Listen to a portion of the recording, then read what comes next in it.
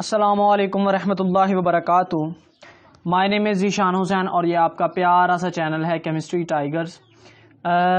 तो आज basically 10th class के लिए हम वीडियो 9th और 10th के लिए बना रहे हैं। स्ट्रेटजी ऑफ 60 डेज़ के सिर्फ 60 दिन आपके पास बाकी हैं, तो उनको हम कैसे जो है वो कर सकते हैं जी। इनको कैसे हम इफ़ेक्टिवली स्टडी करें कि हमारे मैक्सिमम से मैक्सिमम मार्क्स आ जाएं।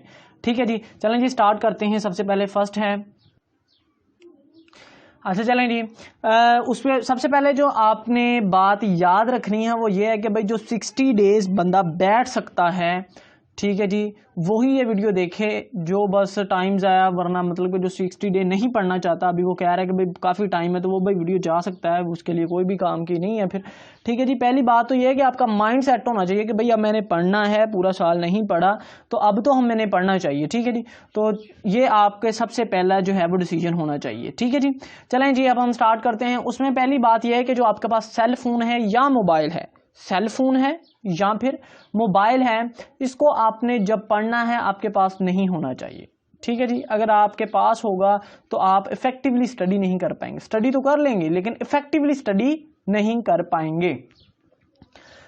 अच्छा जी, अब हमारे पास जो है वो दिन कितने हैं, वो है 60 डेज़। तो इनको आपने वीक्स में डिवाइड करना है, इनको आपने वीक्स में डिवाइड करना है। जो आपके पास वीक बनते हैं वो है बनते हैं 8 वीक्स, यानी 8 हफ्ते बनते हैं आपके पास। ठीक है जी, आपके पास 8 हफ्ते बनते हैं।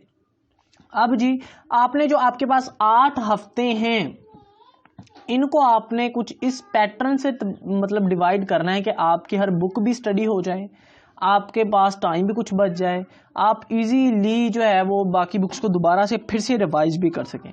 तो आपने जो 8 हफ्ते हैं उनको 3 पोर्शन में डिवाइड कर देना है, 3 पोर्शंस में डिवाइड कर देना है। जैसे जी फर्स्ट है वो है 5 वीक्स। पहले में आपने 5 हफ्ते, दूसरे में 2 हफ्ते और उसके बाद आखिरी में 1 हफ्ता, यानी पहले आपके 5 वीक्स, उसके बाद 2 वीक्स, उसके बाद 1 वीक्स। अच्छा जी, हमें इनका फ़ायदा क्या होगा वो हम नेक्स्ट हम देखते हैं, हमें इसका बहुत ज़्यादा फ़ायदा होगा। अच्छा जी चलें, नेक्स्ट है जी, जो आपके पास 5 वीक्स हैं उसमें हम क्या क्या पढ़ेंगे। जो आपके पास 5 वीक्स हैं इसमें आप बेसिकली क्या क्या पढ़ेंगे। अब देखें जी, सबसे पहले जो पहले 5 वीक्स हैं उसमें आप केमिस्ट्री ख़त्म करेंगे, हम इंग्लिश पढ़ेंगे, हम बायो या कंप्यूटर, यानी कि जो बायो वाले हैं वो बायो पढ़ेंगे और जो कंप्यूटर वाले हैं वो कंप्यूटर पढ़ेंगे। उसके बाद फिजिक्स पढ़ेंगे और मैथ पढ़ेंगे, यानी कि हमारे जो साइंस सब्जेक्ट हैं वो इन 5 वीक्स में कवर हो जाने चाहिए, 5 वीक्स में कवर हो जाने चाहिए। ठीक है जी, अच्छा चलें जी, उसके बाद वो कहते हैं कि आपके पास जो 3 आवर्स, ये बेसिकली आवर्स लिखना था, ये बुक्स लिखा गया है, तो आपने जो इस मतलब ये कहने का भाई 3 आवर्स आपने मॉर्निंग टाइम पढ़ना है, 3 आवर्स। ठीक है जी, और जैसे मैं कर देता हूँ, बाद में आप कहें ना मुझे, ये 3 आवर्स। ठीक है जी, 3 आवर्स आपने मॉर्निंग टाइम स्टडी करनी है और उसके बाद नाइट टाइम 2 आवर्स पढ़ना है, 2 आवर्स पढ़ना है। ठीक है जी, जो है 2 घंटे शाम को, आप इस तरह भी कर सकते हैं 2 घंटे सुबह और 3 घंटे शाम को, जिस तरह आपको बेस्ट लगे। ठीक है जी, लेकिन 5 घंटे इफेक्टिवली स्टडी करनी है लेकिन इफेक्टिवली स्टडी करनी है, ये बात याद रखनी है आपने। ठीक हो गया जी। अच्छा जी, अब आपने फिर से सुन लें कि भाई 3 घंटे सुबह मॉर्निंग टाइम स्टडी करनी है 5 हफ्ते में, यानी कि ये आपका बिल्कुल इफेक्टिवली सिस्टम होना चाहिए, स्कूल निकाल के, एकेडमी वगैरह निकाल के।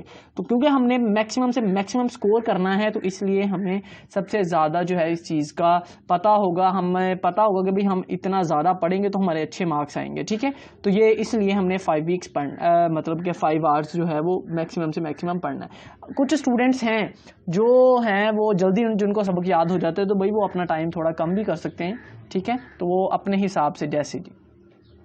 चलें जी, उसके बाद नेक्स्ट, अच्छा जी, उसके बाद जी मॉर्निंग टाइम में बेसिकली आपने करना क्या है। अब मॉर्निंग टाइम या फिर दूसरा जो भी आप करेंगे,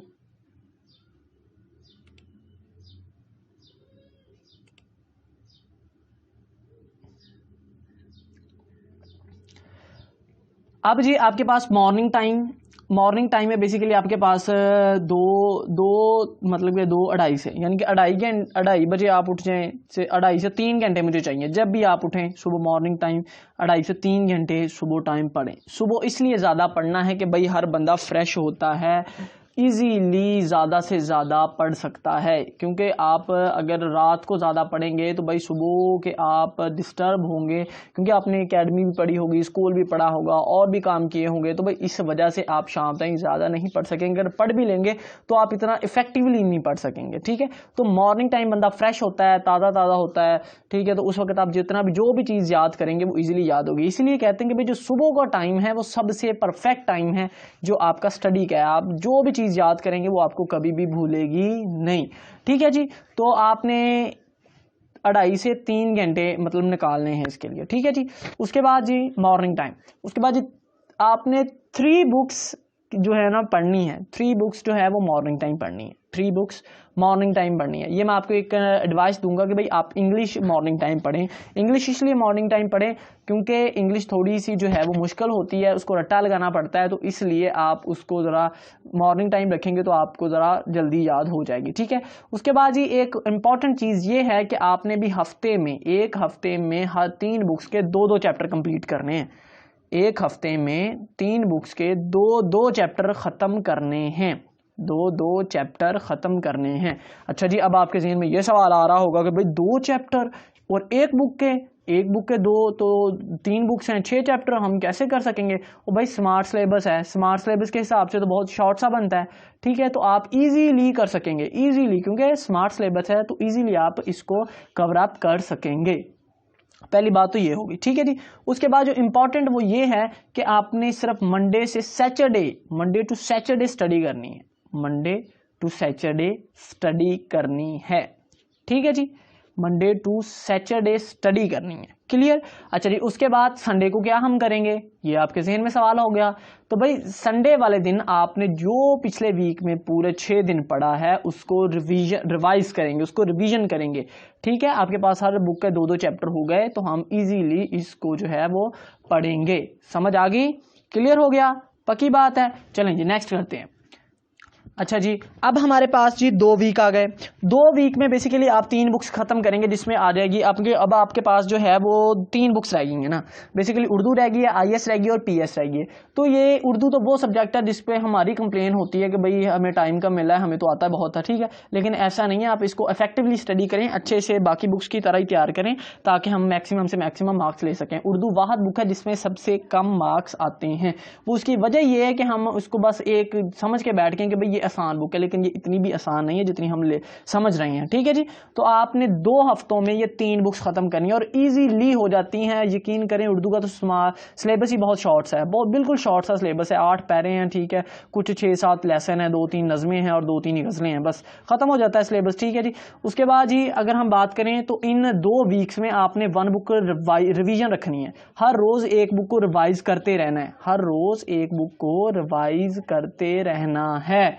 फिर बात सुन लें मेरी, मैंने कहा जी ये 2 वीक्स में 3 बुक्स पढ़नी है, लेकिन इन 3 बुक्स के साथ साथ आपने एक बुक जो पहली 5 पढ़ी हैं उनमें हर रोज एक बुक को रिवाइज करते रहना है, ठीक है। एक बुक को रिवाइज करते रहना है।